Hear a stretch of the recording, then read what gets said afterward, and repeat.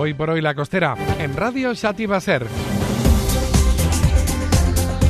Viatgem a la Font de la Figuera. A l'altra banda del telèfon tenim el seu alcalde, Vicent Muñoz. Què tal? Molt benvingut.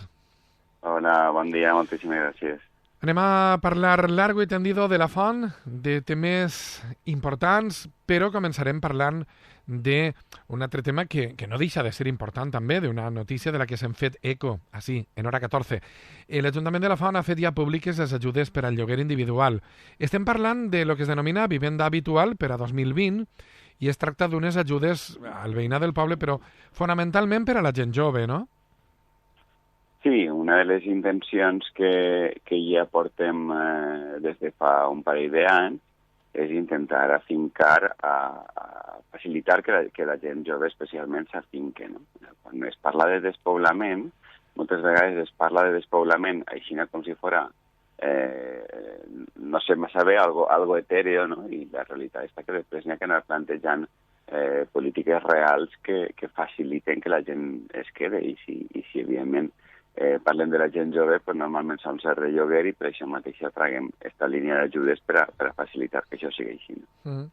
Hi ha un requisit que és indispensable, estar empadronat en la font. Evidentment, en la línia en la que anem precisament per a poder facilitar que el despoblament afecte el menys possible a la Font de la Figuera, el requisit ha de ser aquest, per supost. Ara mateix hem de dir-los als veïns que ens estan escoltant que fins divendres va permanèixer tancat al trànsit el camí de Navalón perquè s'està reasfaltant. Alcalde, quantes voltes hem d'intervindre en este camí per culpa de les pluges torrencials?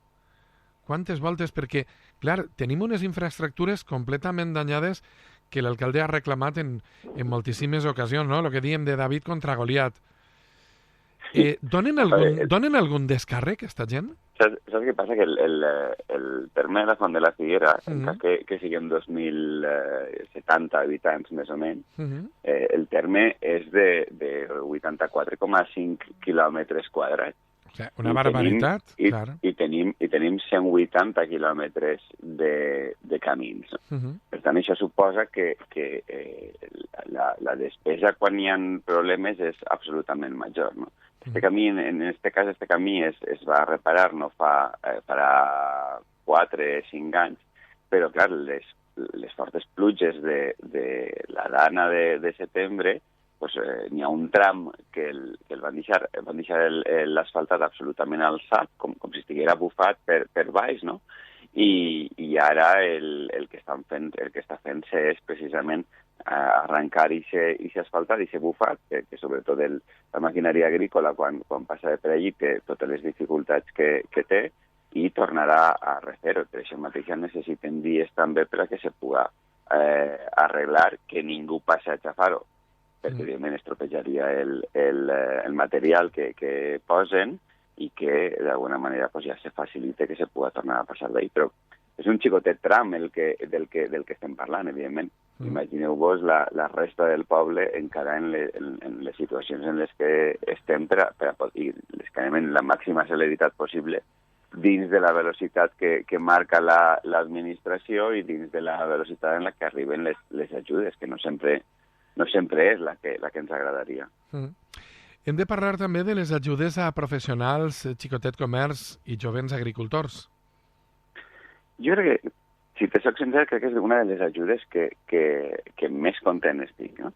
Perquè és extremadament difícil com una administració, a més una administració xicoteta, pot facilitar les coses a les xicotetes empreses. Jo sempre dic que el xicotet comerç és la columna vertebral dels pobles, que és absolutament important que se centrem en aquestes coses i ja fa uns quants anys que ho vam espentar i que va tinguent, crec que són 3 anys, aquesta és la tercera convocatòria, i ja el que pensem un poc és en quin és el poble que volem tindre, quina és l'estructura que volem tindre i quina és la forma de que des de l'Ajuntament, que al final és la institució més pròxima a la ciutadania, puga ajudar també al seu teixit econòmic. I per això mateix estic especialment content en aquestes ajudes. Sé que després, pues això, sempre n'hi ha qui te diu que és que mos heu presentar molts papers. Bueno, pues és que la burocràcia, per desgràcia, cada vegada és major i perquè l'Ajuntament puga ajudar algú, pues, evidentment fa falta que se faci aquesta burocràcia. Però bueno, hem intentat plantejar diversos programes per a poder agarrar diferents qüestions, per exemple, el d'innovació tecnològica, que va en tota la intenció per a que els comerços puguen adaptar-se i puguen plantejar que utilitzen aplicacions informàtiques per a gestionar millor la seva empresa, per a fomentar la comercialització a través de pàgines web o per afavorir la fidelització de la seva clientela. I jo crec que tinguem alguns exemples d'això en la targeta IMES i crec que el que fa és, pues, igual que fan les grans superfícies o les grans cadenes que tenen una targeta de fidelització, pues això és el que van fent alguns comerços i crec que és una bona idea, crec que és un bon camí, no? I això pues, intentem que se facilite de per ahí. Després, la de millora del comerç, es tracta un poc de plantejar pues això, qualsevol projecte de renovació, que suposa obres, que suposa reformes, que suposa l'adquisició d'equipaments que suposen innovació dins del comerç perquè d'alguna manera se modernitza i facilita més la seva feina. La de reforçar els professionals va destinada precisament per a l'adquisició de materials que no siguin fungibles, per a la formació del propi personal dels comerços i inclús per a l'arrendament de lloguers i de més. És a dir, com veus, cada una dels programes té una línia. No podem englobar-ho tot junt, no? Per això mateix ho plantegem així. I després la D, el programa D és el que va destinat als joves llauradors, que al final, quan uno comença i quan per sort el que estem vivint a la Font de la Figuera és que hi ha gent jove que comença a dedicar-se a l'agricultura, que és especialment és la gran oblidada per totes les administracions. Pues creguem que si el nostre xicotet gra d'arena, a banda de lo dels camins, evidentment, d'intentar solventar-los, de facilitar-los les coses a través d'arreglar els camins, és precisament facilitar-los l'adquisició de ferramentes o la formació o les despeses que puguem vindre per acreditar-se per a realitzar qualsevol tipus de tasca agrària, tant si és per l'agricultura ecològica com per qualsevol cosa així, pues que d'alguna manera tinguin aquestes facilitats també. No? I després n'hi ha una ajuda que vam crear precisament, nosaltres en algun moment hem parlat, no?, de com desapareixen determinats negocis i de com se pot facilitar que se'n generen altres. Pues vam generar un programa especial, un programa extraordinari d'innovació, que el que planteja és que si d'alguna manera algun comerç o algun emprenedor o alguna dona emprenedora planteja que n'hi hagi un nou comerç, un nou servei que no estava fins ara a la Font de la Figuera, que tingui aquesta dotació extraordinària de 1.000 euros per a que pugui arrencar. Que sí que, per exemple, el fet que en la Font de la Figuera no n'hi ha PAF. Pues, un negoci com això o qualsevol altre negoci que no existisca en la Font de la Figuera o qualsevol negoci que estiga i que prestarà un servei que fins ara no se prestava, evidentment tindria aquesta dotació inicial de 1.000 euros. No? Per tant, pensem un poc en com podem facilitar les coses. I en aquesta situació extraordinària de Covid hem tret una línia de 10.000 euros inicials precisament per a fer-se càrrec de l'adaptació de molts dels comerços, no? En els que han tingut que comprar mampares, en els que han tingut que adaptar-se o per els equipaments que tenen que gastar o que tenen que tindre o qualsevol cosa d'aixes, perquè hem d'estar sempre al costat del que és la columna vertebral dels nostres pobles. Bé, anem a parlar de l'equip de govern quan aprova l'adquisició d'un solar per al centre de dia i el Tribunal Superior de Justícia accepta la idoneïtat, però rebutja el recurs d'apel·lació de la Font. Anem a fer una cronologia. Com comença tot?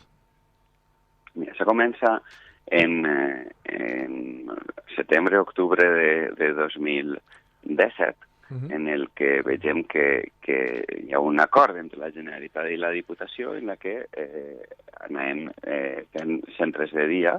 Vam fer en la primera Fornà van fer 4 centres de dia i nosaltres, evidentment, ens interessem i intentem averiguar què era el que teníem que fer i com i de quina manera, no? Evidentment, aquestes consultes normalment no les fas per escrit, les fas per telèfon o per correu electrònic, precisament per intentar agilitzar al màxim, no només que arriben les teues preguntes, sinó que arriben les teues respostes també, o sigui, les respostes que necessites. I per tant, el que comencem és a preparar tota la documentació, pensar en que teníem que tindre un solar, que teníem que tindre una memòria valorar sobre com i de quina manera volíem fer l'edifici, quines eren les necessitats que se tenien també, perquè ja no se trata només de la construcció d'un edifici, no se trata només del continent, se trata també del contingut. Però clar, per a fer el contingut, per a parlar de quins són els serveis que se van a prestar a ella i a quina tipologia de persones, n'hi havia que tindre clar també, primer, quin era el continent i quin era el solar per a que se poguera definir, per a que se poguera descriure i se poguera dissenyar aquest edifici. Entonces, el que fem és accelerar des de l'Ajuntament tot el procés i fiquem la maquinària en marxa durant aquests 2 mesos per a tindre clar quin solar podíem anar fent, mirem tots els solars que hi havia i vosaltres sabeu que la Font de la Figuera és un poble, com som de la costera, evidentment tinguem prou costeretes, no? I això suposa que quan ubiques un centre de dia pensat per a les persones majors, en el que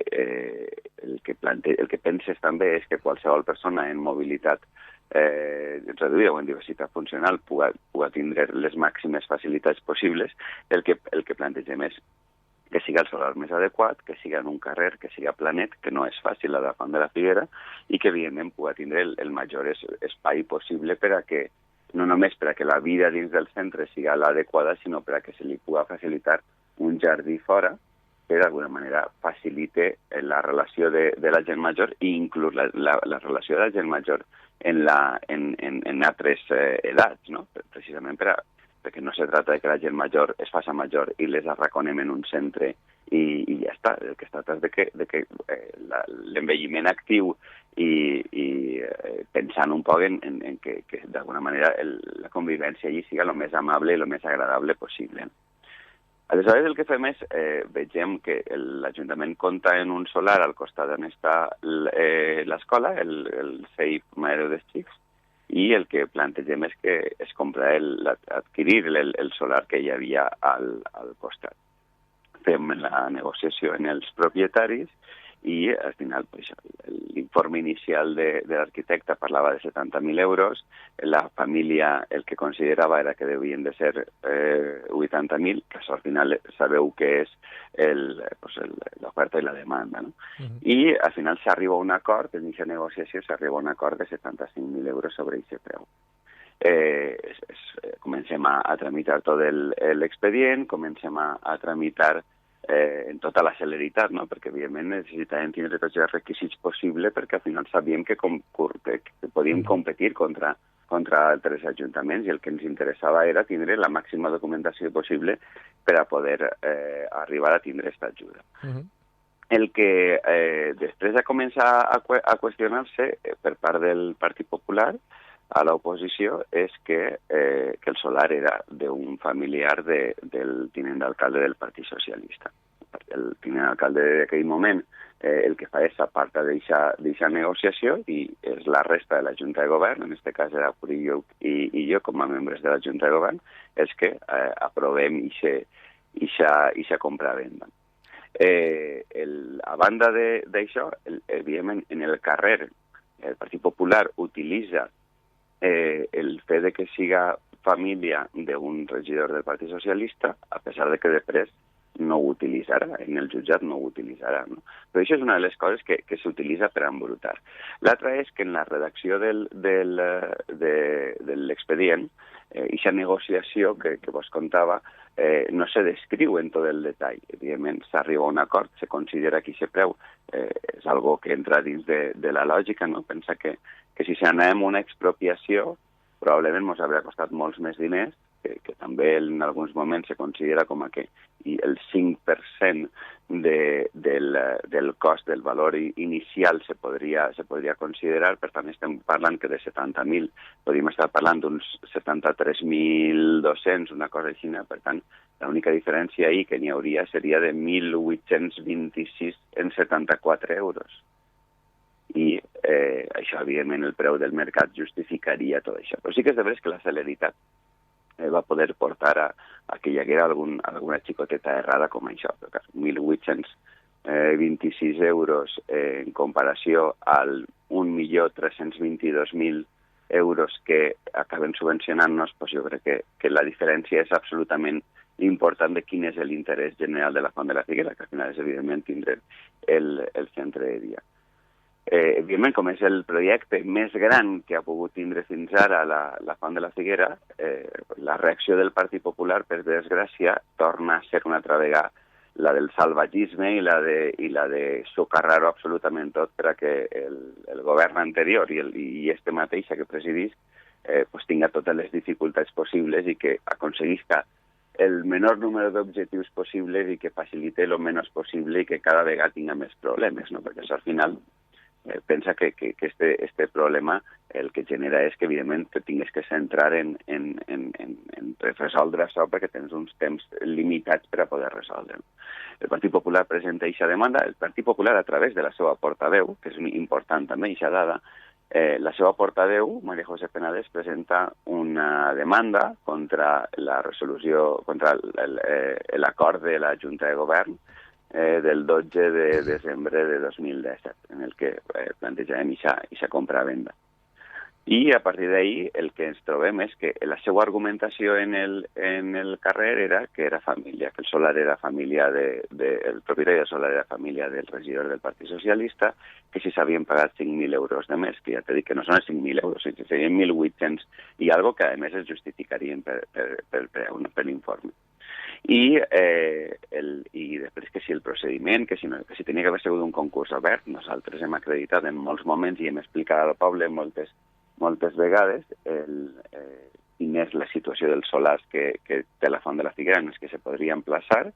De fet, imagina't que ja ens plantejava el solar que vam comprar té 1.014 metres quadrats i al costat té un altre solar d'uns altres 1.000 metres quadrats. Ella ens plantejava que el que teníem que fer era ficar el centre de dia en l'antiga Casa del Poble, que té uns 400 metres de planta. Imagina't el que suposaria, si fiquem altures, el que suposaria tindre que estar passejant a la gent major en ascensor, en amunt i en avall contínuament. No? Jo crec que, evidentment, una de les coses que més es valoren d'este futur centre de dia és que és tot una planta, que està tot planet, que elimines qualsevol barrera arquitectònica i que se facilita, sobretot, l'eixida al jardí que hi haurà al costat, que és el que pensem que és absolutament important i que en qualsevol altre emplaçament no ho haurem tingut, no? I sobretot dins dels solars que puguem utilitzar. Sí, és a dir, ha de primar la qualitat de vida de les persones grans. Sí, clar, exactament. El que s'intenta és això, que la qualitat de vida siga la major possible i que, sobretot, que no se dificulte la mobilitat d'aquestes persones que, conforme van pensar majors, evidentment, van tenir més dificultats i tens que pensar en que pots tindre persones usuàries de tot tipus, no? En mobilitat reduïda, en diversitat funcional, i això n'hi ha que pensar un poc com i de quina manera s'ha de fer. Però bé, tot això ho argumentem, ho expliquem, i és de veres que en 2 mesos vam accelerar moltíssim tot el procés precisament per a poder optar i per a poder aconseguir, conforme vam fer aquest millor, 322.000 euros. El Partit Popular presenta, a través de la seva portaveu, presenta aquesta demanda i en primera instància, quan arriba la sentència que va arribar a finals de 2018, el que ens diu és que si deixa caure el jutge com a que lo del familiar estava de per ahí, però clar, com ella no ho havia ficat en la demanda, pues era un poc com l'embrutar, no? La intenció d'ella, evidentment, és l'embrutar en aquest tema. Després, inclús m'acusa a mi de prevaricació, però bueno, és que al final són sempre les mateixes històries, ells el que intenten sempre és embrutar en la mateixa línia. Després qüestiona lo del preu i després el que fa és anul·lar la compravenda. Nosaltres recorrim a això al Tribunal Superior de Justícia, que és el que així d'ara, i en este cas es fa una prova pericial allí en el jutjat en el que queda absolutament acreditat que el solar és l'idoni, que el que se fa és, el que planteja l'Ajuntament és l'agrupació de serveis públics a prop i que, a més, les dimensions que va tindre aquest centre no només són les òptimes, sinó que, a més, va tindre una placeta al costat perquè la gent major pugui estar. Per tant, sí que s'acredita en seu judicial i sa idoneïtat, però el jutjat el que ens diu és que això no s'acredita en l'expedient administratiu. Mira, això ve igual que el que comentava abans, no? de les ajudes. Al final la gent, la percepció de la ciutadania és que l'administració cada volta demana més papers, és més farragosa i per a fer qualsevol cosa necessites molta paperassa. I al final és exactament el que passa en aquesta situació, no? El que al final per a fer qualsevol cosa, per xicoteta que siga, té que ser tan al detall que al final dius, bueno, pues és de veres que potser en tot l'expedient, en algun informe, s'haurà pogut demanar un altre informe, s'haurà pogut ficar la frase o les frases especificant que si el preu era ajustat, que si la idoneïtat, definir un poc més la idoneïtat al respecte. Però clar, és entrar a generar més burocràcia, és entrar a enlentir molt més el procediment i, evidentment, és entrar a que haurem pogut perdre la subvenció en aquell moment. No? I ara ens deixa... Dime. No, volia saber si contra la sentència dictada en apel·lació es pot interposar recurs de cassació davant del Suprem, no? Crec que hi haurà 20 o 30 dies. Sí, el que estem fent, el que hem demanat als serveis jurídics és que estudien totes les possibilitats. El problema és el que ens deixa en una situació molt complexa, no? Perquè si María José Penedès, no el Partit Popular, María José Penedès, vol demanar l'execució provisional de la sentència i esta dona ens ha sorprès moltes voltes en les seues maldats, si m'ho permet, podria demanar l'execució provisional de la sentència i això ens suposa, ens deixa en una tessitura molt complexa per a poder-la resoldre, en la que n'hi hauria que tornar a desfer la compravenda, en la que els titulars del solar tindrien un edifici construït que seria titularitat de l'Ajuntament, per tant no podrien fer allí res, no? I per tant seria una qüestió molt complicada. Per tant, el que estan fent ara els serveis jurídics és estudiar totes les possibilitats, mirar a veure com i de quina manera podem fer i anar en moltíssima calma, no? Perquè, per desgràcia, el que estem veient és que jo l'altre dia a algun company teu d'un altre mitjà de comunicació li dia que no entenc quin és el benefici que trau el Partit Popular d'això. No ho puc entendre. I per supost el que no entenc és quin és el benefici que acaba podent tindre de les seues rabietes i de les seues malícies la Font de la Figuera. Perquè, evidentment, el gran perjudicat en esta qüestió és el poble. No? Crec que el que intenta el Partit Popular sempre és que quan es planteja tota aquesta sèrie d'esta bateria de denúncies i de més, que algunes acaben conforme acaben perquè no tenen ningú sentit, i altres que són una qüestió de formalismes, no? Els formalismes en l'administració, jo no dic que no siguin necessaris, però és de veres que ens enlenteixen moltíssim més els procediments. I al final el que ens poden portar és precisament a perdre subvencions tan importants com aquestes, no? Per tant, la seva estratègia és claríssima. Mentre estem dedicant-se a allò extraordinari, a allò urgent, deixem de destinar el nostre temps i els nostres esforços allò que és realment important. I això és la seva estratègia, que si estem dedicant-se a lo urgent, estem deixant de dedicar-nos a l'important i, per tant, sempre podran facilitar, al dificultar-nos la tasca del dia a dia, el que fan és que en algun moment algun veí hagi demanat algun document, hagi demanat qualsevol cosa i que, evidentment, se vagi molt més espai. Una, perquè els propis funcionaris, els tècnics i demés vagin en tota la cautela possible i necessiten molt més temps per a revisar fins a l'última coma de cada document perquè evidentment, després ells també poden acabar en el jutjat. I l'altre, evidentment, perquè se paralitza l'acció política en aquest cas perquè n'hi hagi iniciatives com esta. No?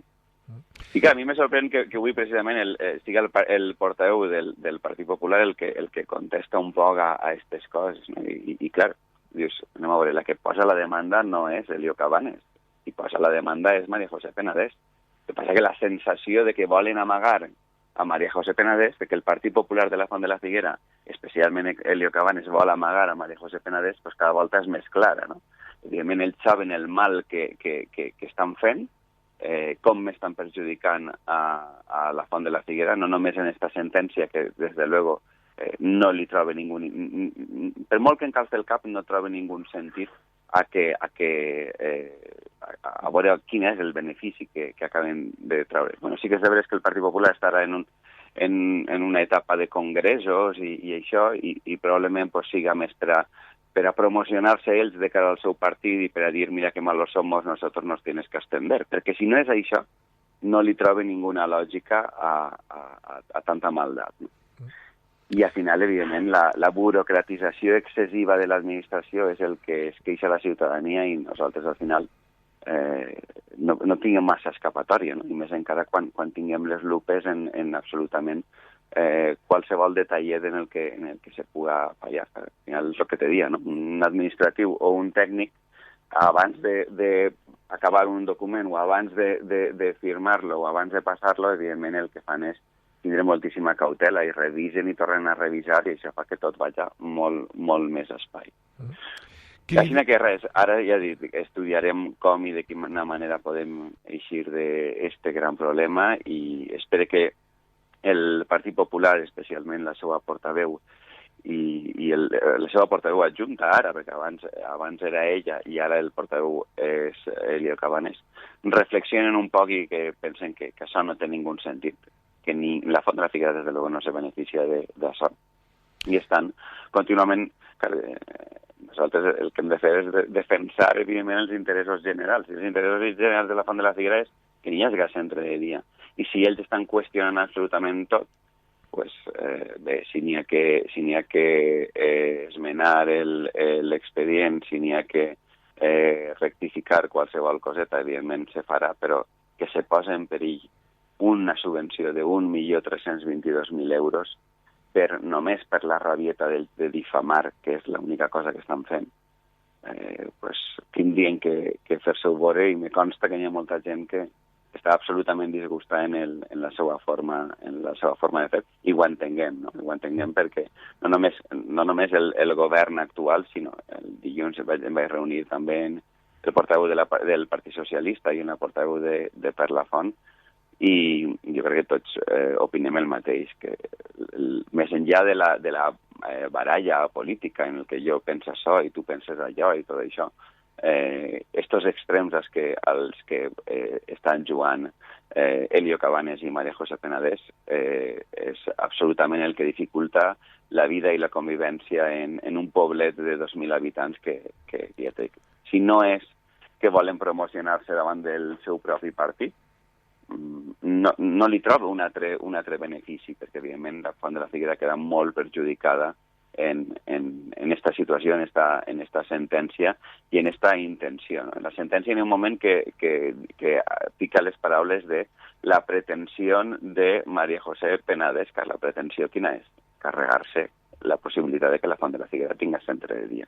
I per desgràcia, en la línia en la que anem, pues nosaltres barallarem i farem tot el que estigui en les nostres mans, però és absolutament complicat. Durem 3 anys en este tema i farem tot el que estigui en les nostres mans, però és de veres que no ens ho fan gens fàcil. De tota manera, el fet de no haver demanat l'execució parcial o provisional de la sentència ja sembla un poquitiu una declaració d'intencions, no? O no.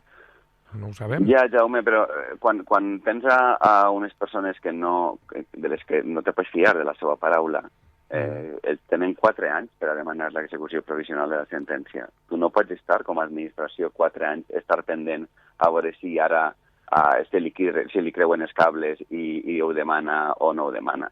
És que no té sentit. Evidentment, tu necessites la seguretat jurídica que necessites i per això mateixa els serveis jurídics estan estudiant totes les possibilitats. Nosaltres no anem a permetre que el que a María José Penedès o a Helio Cabanes els parega en un moment determinat condicione o no l'apertura del centre de dia, la finalització de les obres, la posada en marxa, el que se pugui fer d'una o d'una altra manera.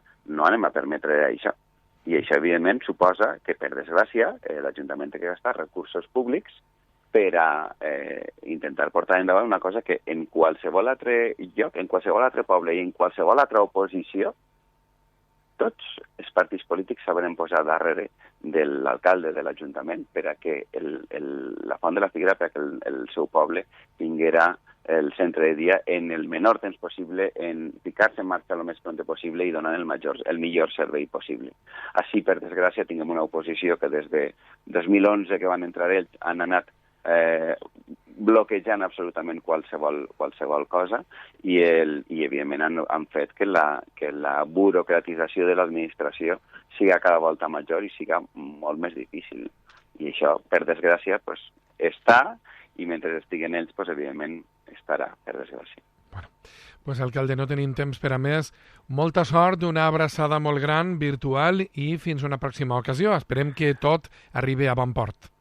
Moltíssimes gràcies. Estàs segure que no defalliré i que, per supost, que es deixarem la pell, l'ànima i el que faci falta per a que la Font de la Figuera, a la fi, tinga centre de dia en marxa el més pront possible. Vicent Muñoz, alcalde de la Font de la Figuera, moltíssimes gràcies per participar en Hoy por Hoy. Fins la pròxima. Fins la pròxima, bon dia. Adéu.